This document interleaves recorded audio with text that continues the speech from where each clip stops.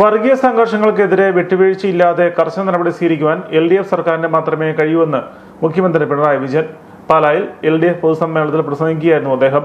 തുടർഭരണം കേരള ചരിത്രത്തിൽ ആദ്യമാണ്. ഇത് കേരളത്തിന് ഗുണം ചെയ്തു. വ്യവസായ നിക്ഷേപ സൗഹൃദ സംസ്ഥാനമായി കേരളത്തെ മാറ്റി. വികസനത്തിന് കേന്ദ്രം സഹായിച്ചില്ലെന്നും അദ്ദേഹം പറഞ്ഞു. രാജ്യം ഭരിക്കുന്ന ഗവൺമെന്റ് കാരണമാണ് ദരിദ്രർ പെരുകുന്നത്. അതിസമ്പന്നർ വളരുന്നു. കോർപ്പറേറ്റുകൾക്ക് വഴിവിട്ട സഹായങ്ങൾ നൽകുന്നു.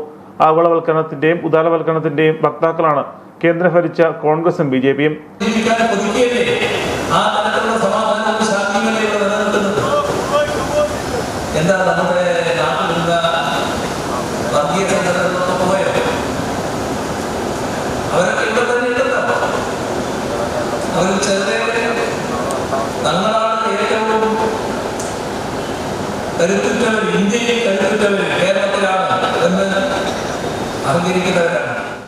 MP എന്ന നിലയിൽ നാടിന്റെ വികസനത്തിനായും LDF നേതാവ് എന്ന നിലയിൽ കേരളത്തിന്റെ പൊതുവെയും ഗുണകരമായ സമീപനം സ്വീകരിച്ച രാഷ്ട്രീയ നേതാവാണ് ജോസ് കെ മാണി എന്നും പ്രതിസന്ധി ഘട്ടത്തിൽ LDF-നൊപ്പം പാറ പോലെ ഉറച്ചു നിന്നുവെന്നും അദ്ദേഹം പറഞ്ഞു.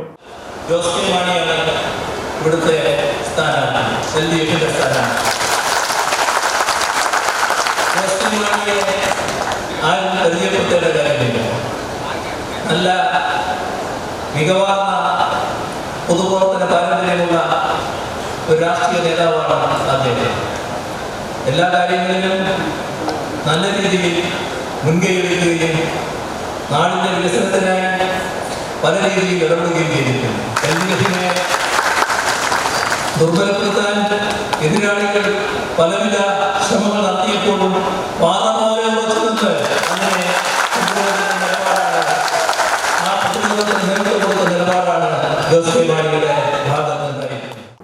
കടുത്തുരുത്തി പാലാ നിയോജക മണ്ഡലങ്ങളിലെ LDF സ്ഥാനാർത്ഥികളുടെ തെരഞ്ഞെടുപ്പ് പ്രചരണ യോഗമാണ് ഇന്നലെ പാലാ കൊട്ടാരമറ്റത്ത് നടന്നത്. കടുത്തുരുത്തിയിൽ മത്സരിക്കുന്ന നിർമ്മല ജിമ്മി നല്ല രീതിയിൽ അംഗീകാരം ലഭിച്ച പൊതുപ്രവർത്തകയാണെന്നും മുഖ്യമന്ത്രി പറഞ്ഞു. KM മാണിയുടെ ഓർമ്മ ദിനത്തിലാണ് തെരഞ്ഞെടുപ്പ് എന്നതും പ്രത്യേകതയാണെന്ന് അദ്ദേഹം കൂട്ടിച്ചേർത്തു. യോഗത്തിൽ ലാലിച്ചൻ ജോർജ് അധ്യക്ഷത വഹിച്ചു. VN Vasavan, Babu K George, Tobin K Alex, സ്ഥാനാർത്ഥികളായ Jose K Mani, Nirmala Jimmy, VK Santhosh Kumar, KJ Thomas, professor Lopez Mathew, Binoy Joseph, Benny Mailadoor, KS Ramesh Babu, Prasanth Nandakumar, Jose Tom, doctor Shaji Kadambala, Baby Ozhuthuval, Ouseppachan Thakadiyel, Ouseppachan Valiplackal, Thomas Petti, PS Sunil, Jose Kuttiyanimattam, PK Shajakumar, Benny Thiruvath, Sajay Sasi തുടങ്ങിയവർ സന്നിഹിതരായിരുന്നു.